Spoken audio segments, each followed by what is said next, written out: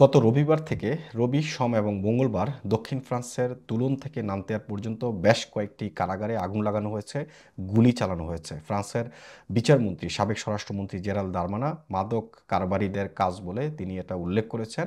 কিন্তু তদন্তকারী সংস্থা বলছে এই কাজগুলো দেশকে নৈরাজ্য সৃষ্টি করতে চায় এমন একটি দল অথবা ফ্রান্সকে অশান্ত করতে চায়, তাদের কাজ এটা।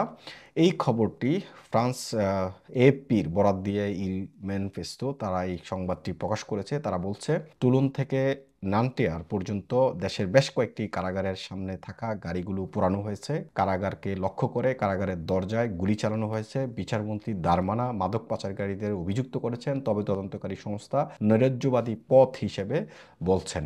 একটি রহস্যময় ঘটনা, গাড়িতে আগুন এবং কারাগারের দরজায় গুলি চালানো। গত রবিবার থেকে ফরাসি কর্তৃপক্ষ দেশের কিছু কারাগার কাছে পরিচালিত ধারাবাহিক কর্মকাণ্ড নিয়ে উদ্বেগ এবং উৎকণ্ঠায় রয়েছেন। এজেন্সি ফ্রান্স প্রেসের মতে রবিবার থেকে সোমবার রাতে তুলুজ এবং বর্দুর মাঝামাঝি সময়ে এজনে কারা প্রশাসনের জাতীয় বিদ্যালয় পার্কিং লটে 7টি গাড়িতে আগুন লাগানো হয়েছে। প্যারিসের দূরবর্তী শহরতলিতে অবস্থিত রিউ কারাগারের সামনে একজন দ্বিতীয় কারারক্ষীর গাড়িতেও আগুন লাগানো হয়েছে। পরের রাতে সোমবার এবং মঙ্গলবারের মধ্যে প্যারিসের উত্তর শহরতলির একটি কারাগারের খোলা জায়গায় 3টি গাড়িতে আগুন লাগানো হয়েছে। ঘটনাস্থল থেকে পেট্রোলের একটি ক্যানও উদ্ধার করা হয়েছে। অন্যান্য কারাগার যেমন মেইসন দিয়ারেট কারা ব্যবস্থার অন্যান্য সুযোগ সুবিধা, নান্টেয়ারের উপকণ্ঠ একজন লুইন্স মার্সাই থেকে প্রায় 20 কিলোমিটার দূরে ব্যালেন্স দেশের দক্ষিণ পূর্বে অবস্থিত।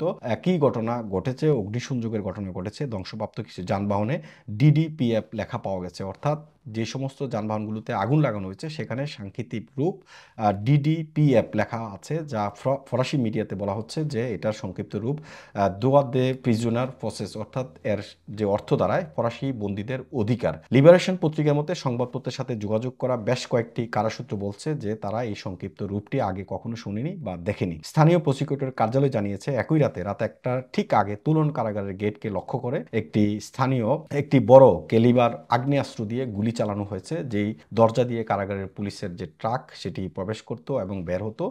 ঠিক সেখানে একই সংক্ষিপ্ত রূপ লেখা ছিল ডিডিএফএম।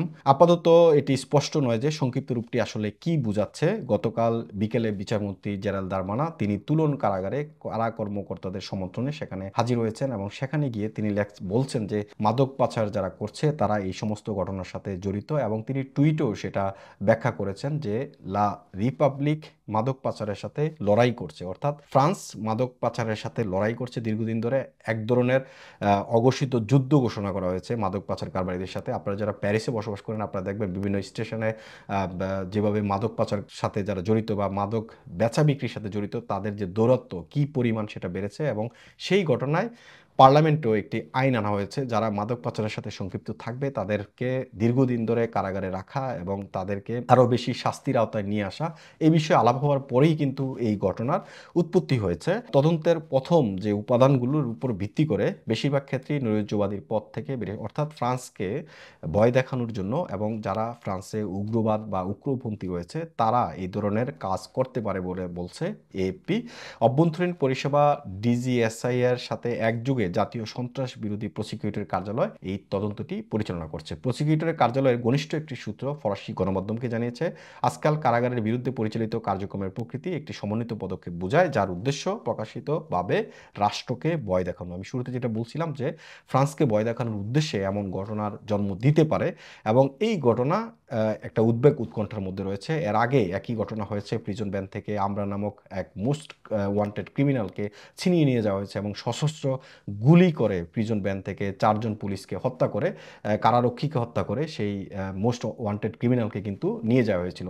আসলে ফ্রান্সের সার্বিক পরিস্থিতি কি, কোন দিকে যাচ্ছে ফ্রান্সের চারদিকে যদি তাকাই শুধু নানাবিধ খবর চোখের সামনে আসছে। ফ্রান্সের বর্তমান পরিস্থিতিতে সরকার আসলে বা প্রশাসন কিভাবে বিষয়টি নিচ্ছেন, তারা নানাভাবে উদ্বেগ উৎকণ্ঠার কথা প্রকাশ করছেন এবং এগুলো প্রতিহত করার জন্য তাদের যে কার্যক্রম সবগুলো কিন্তু তারা অব্যাহতভাবে রাখছেন। ফ্রান্সের বিচারমন্ত্রী কিন্তু বলছেন মাদক পাচারকারীদের বিরুদ্ধে ফ্রান্স প্রশাসনের একটা অঘোষিত যুদ্ধ চলছে, এবং তিনি টুইটও করেছেন এই বিষয়ে, এবং তিনি বলছেন যে সংসদে যে আলাপ আলোচনা হয়েছে এই যে মাদক পাচারকারীদের আরও বেশি সময় ধরে সাজা দেওয়া বা তাদেরকে কঠিন সাজা দেওয়া, তাদের শাস্তির আওতাটা আরও বেশি বাড়ানো, তাহলে হয়তো বা ফ্রান্সে মাদকের সংখ্যা কমতে পারে।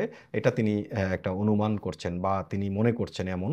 তবে যারা তদন্তকারী সংস্থা রয়েছেন তারা বলছেন যে ফ্রান্সকে ভয় দেখানোর জন্য নতুন কোনো একটা গ্রুপের আবির্ভাব হলো কিনা, ফ্রান্সকে নৈরাজ্য সৃষ্টি করার জন্য ফ্রান্সে এমন ঘটনার জন্ম দিয়েছে কিনা। কেননা দেখেন তুলন থেকে নামতের পর্যন্ত যতগুলো কারাগার রয়েছে সবগুলো কারাগারে কিন্তু একই ঘটনার উৎপত্তি হয়েছে, আগুন লাগানো হয়েছে, গুলি চালানো হয়েছে এবং কেলিবার আগ্নেয়াস্ত্র দিয়ে কিন্তু গুলি চালানো হয়েছে এবং সেখানে একটি সংক্ষিপ্ত রূপ DDFM লিখে দেওয়া হয়েছে। যদিও এই যে শব্দ বা সংক্ষিপ্ত রূপ এটি ফরাসিরা কখনো আগে শুনেনি বা দেখেনি, এই গ্রুপটা আসলে কারা এটাই এখন তদন্তকারী সংস্থারা তদন্ত করছে। এমআইবি সংবাদ ও সংবাদ সংশ্লিষ্ট অনুষ্ঠান দেখতে ভিজিট করুন www.mibtelevision.tv ও facebook.com/mibtelevision.tv এবং সাবস্ক্রাইব করুন youtube.com/mibtelevision এ।